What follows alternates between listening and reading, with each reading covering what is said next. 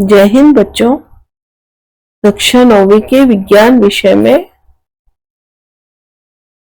अध्याय 3 परमाणु एवं अणु, इसमें से एक और ये प्रश्न पूछा जा सकता है। डाल्टन के परमाणु सिद्धांत के 2 या 3 पद इस तरह से लिखने के लिए आते हैं। कभी कभी बड़ा प्रश्न हो तो पूरा परमाणु सिद्धांत भी लिखने के लिए आ सकता है।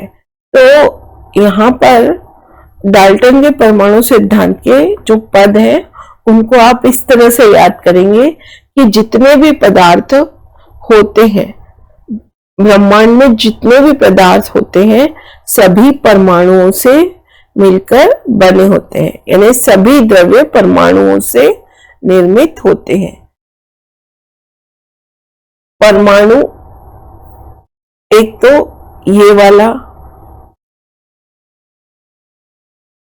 और जो रासायनिक अभिक्रिया में भाग लेते हैं, यानी परमाणु रासायनिक अभिक्रिया में भाग लेते हैं। अब अगला पोस्टुलेट, अगला पद इसका ये है कि परमाणु अविभाज्य सूक्ष्मतम कण होते हैं।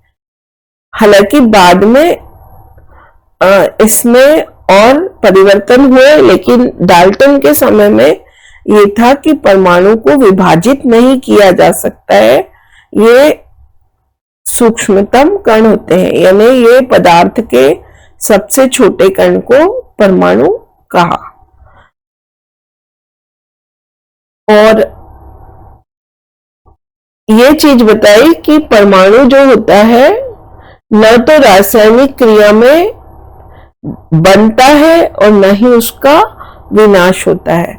इस पद को द्रव्यमान की अविनाशिता का नियम भी कहते हैं। द्रव्यमान की अविनाशिता का नियम। तो कभी कभी ये भी प्रश्न आता है कि द्रव्यमान की अविनाशिता का नियम डाल्टन के किस पद से सिद्ध होता है। तो ये कि द्रव्य को न तो उत्पन्न किया जा सकता है और न ही उसका विनाश होता है। ये परमाणु अविभाज्य सूक्ष्मतम कण होता है। तो ये दूसरा नंबर का जो पद है डाल्टन का, उससे द्रव्यमान की अविनाशिता का नियम सिद्ध होता है। अगला जो है इसका तीसरा पोस्टुलेट, तीसरा पद कि दिए गए तत्व के सभी परमाणुओं का द्रव्यमान एवं रासायनिक गुण समान होते हैं।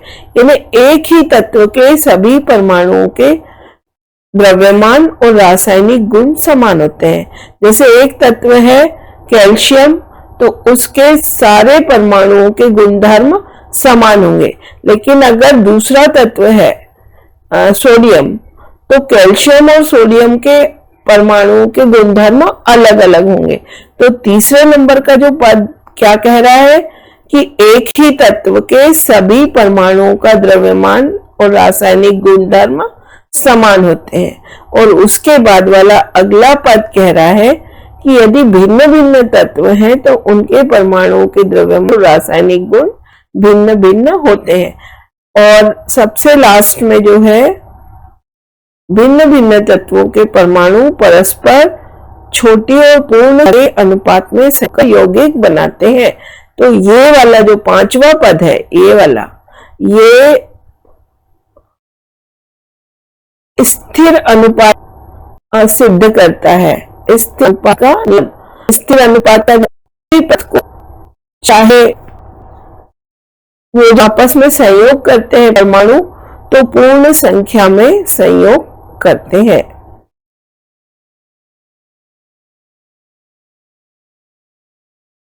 तो बच्चों आपको ऊपर के यदि 3-4 जो सरल पद हैं, अगर वो ही याद हो जाते हैं तो परीक्षा इस पर पूरे नंबर ले सकते हैं। जैसे सभी द्रव्य या पदार्थ भी लिख सकते हैं परमाणु से निर्मित होते हैं और रासायनिक क्रिया में भाग लेते हैं।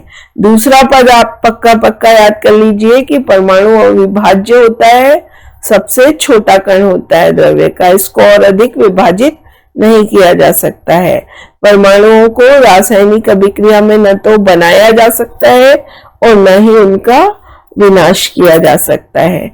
अगला ये वाला कि एक ही तत्व के सभी परमाणुओं का द्रव्यमान और रासायनिक गुण समान होते हैं, और इसी में एक ही तत्व की जगह अगर हम यहाँ लिख दें भिन्न भिन्न तत्वों के परमाणु के द्रव्यमान और रासायनिक गुण भिन्न भिन्न होते हैं। ये उदाहरण से बताया था कि एक ही तत्व है, यदि कैल्शियम या और भी कोई तत्व है तो उसके अपने सारे परमाणुओं का गुणधर्म समान होगा। लेकिन अगर दो अलग अलग तत्व हैं, एक मान लो सोडियम है, एक पोटेशियम है या कैल्शियम है, तो ये भिन्न भिन्न तत्व हैं, तो इनके सभी परमाणुओं के द्रव्यमान और रासायनिक गुण अलग अलग होंगे। तो इस तरह से ये डाल्टन के परमाणु सिद्धांत के पदों को आप अच्छे से याद कर लीजिए, लिख लिख कर याद करिए। अगर आपने लिखकर याद नहीं किया तो कुछ भी आपको याद नहीं रहेगा। लिखने से मतलब है पढ़िए, सुनिए और उसके बाद में बिना देखे लिखिए।